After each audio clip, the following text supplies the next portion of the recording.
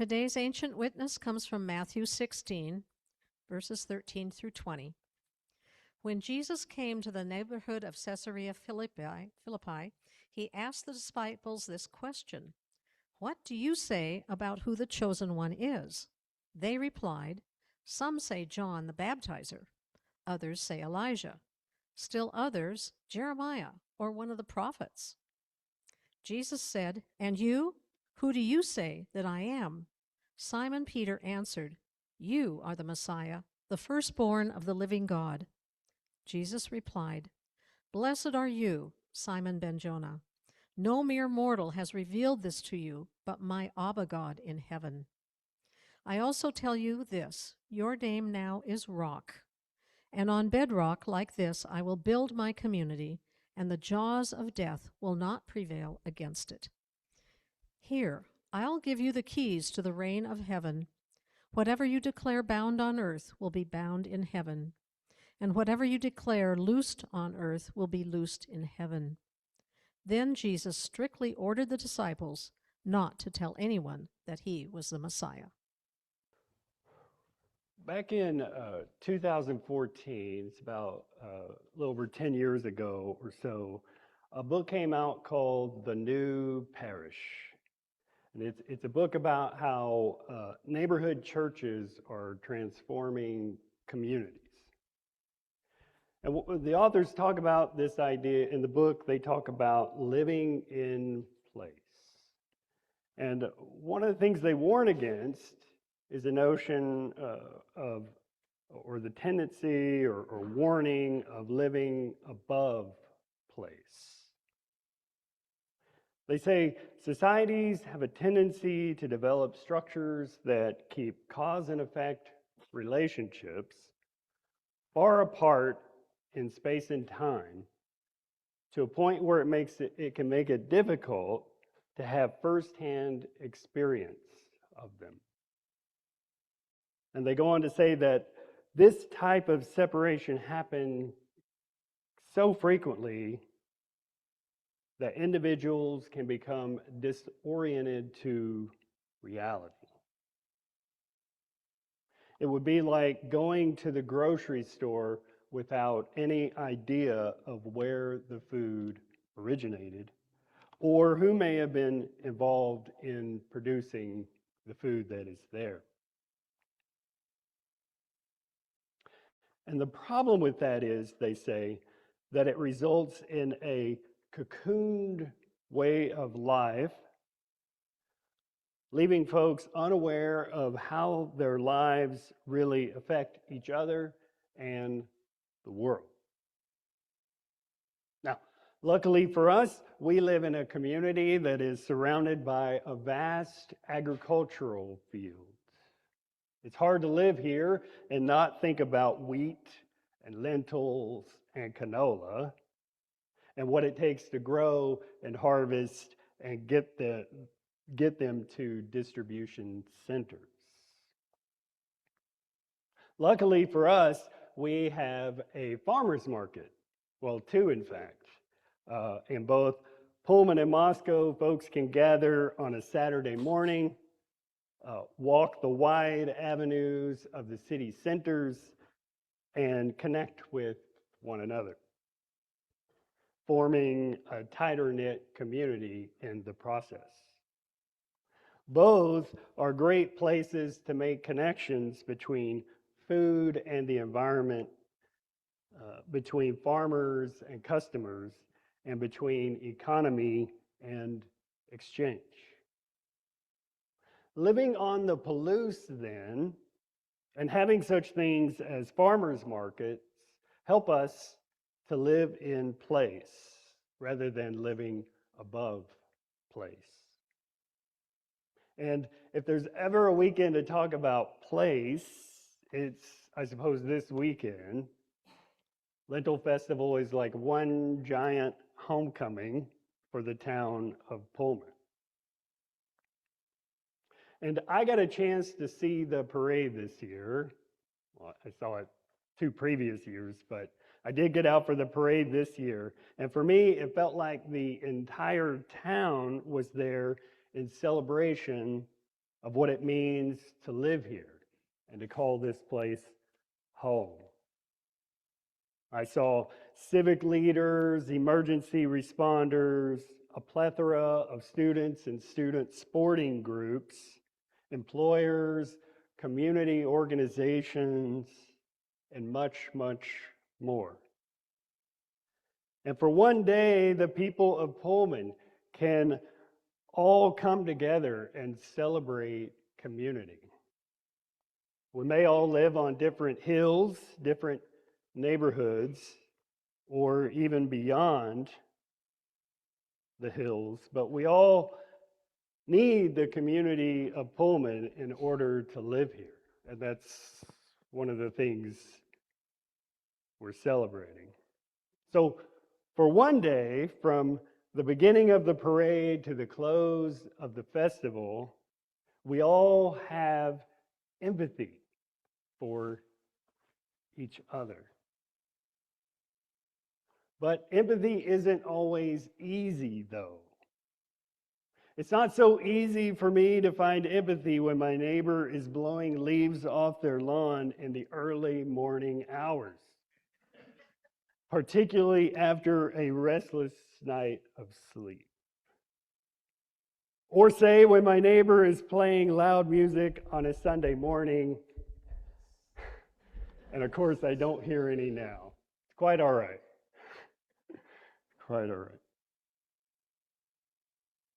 It's especially more difficult on a larger scale, like, say, imagining people belonging to a different political party, or refugees fleeing from one country to another, or even the ecosystems of the planet as part of my neighborhood. I mention that because it seems like the farther we find ourselves from other people, the easier it becomes to ignore them or dehumanize others. We need empathy to fill that gap.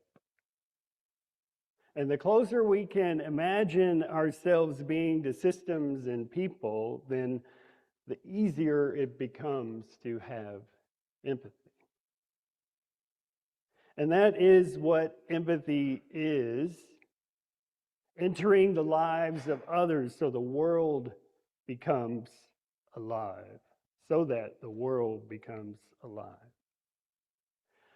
Theologian Barbara Brown Taylor says that with that sort of empathy, communities essentially become a neighborhood. Now, the ancient witness for today says that Jesus took his entourage to the neighborhood of Caesarea Philippi, named and renamed after Roman emperors. It was more like a capital district than a neighborhood. Archaeologists have since discovered colonnaded streets, grand palaces, and a temple dedicated to Rome and its emperor. And what that says is that this was a place where the people in charge had serious opinions about who and what is sacred, so much so that they carved them in stone. But I think the inclusive translation called it community because of another word Matthew records Jesus as saying. It's not found in Mark or Luke, but it is used here in Matthew's gospel. And Jesus says, on bedrock like this, I will build my community. Now, what he may have said was assembly or congregation, building an assembly or congregation. But Matthew is writing in common Greek here, and the word that Matthew records Jesus as saying is ecclesia. So I get the sense that Matthew is trying to latch onto that Hebrew notion of assembly. And whenever we find that word in the Greek translation of the Hebrew Scriptures, it is talking about Israel's assembly. We would call it a congregation. But I think it's more than that. I think Matthew believes Jesus has the Greek notion of community in mind as well. And in Greek culture, that word ecclesia described the Greek civic assembly. It's a very public word, in fact, and one that describes a body of citizens that came together to discuss needs and find a solution. So it seems to be a combination of the two. And Jesus, using that word, would carry a special kind of significance in a city named for Caesar. Life under the empire was extremely stratified, which had serious implications about who could participate in the affairs of community and who was simply there to be governed from on high. And one of the things Matthew is trying to say is that the disciples, as a community gathered around Jesus, imagine themselves to be a different type of public body from the one practiced and recognized under Rome, being built by extraction and exploitation, as well as the consolidation of power and wealth among the few. Rome was a lot more interested in displaying what its money built than the labor that made it possible. It's almost as if systems of oppression keep empathy locked away behind a door, preventing it from being released amongst those who have been marginalized from it and from its ways. Instead, Matthew says Jesus' community will be an alternative to the ways of empire. It will come from within Israel, but by no means be a replacement for it. And this community will be built by folks who see themselves as neighbors, which is a building block of community.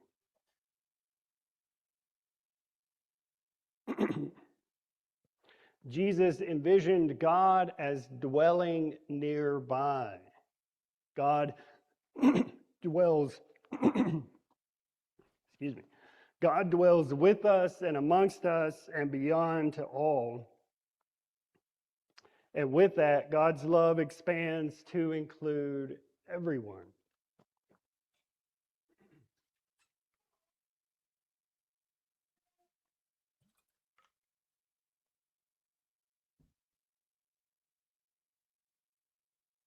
It is not just for the few.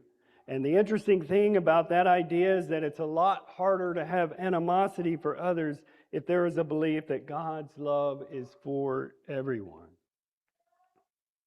And empathy is that connective bridge, and that is powerful. A little over 10 years ago, former Secretary of State Hillary Clinton gave a talk at Georgetown University, which is located in Washington, D.C. The topic was about women, politics, and conflict resolution. She gave a fairly standard speech, a lot like any other that would be given in the Capital District.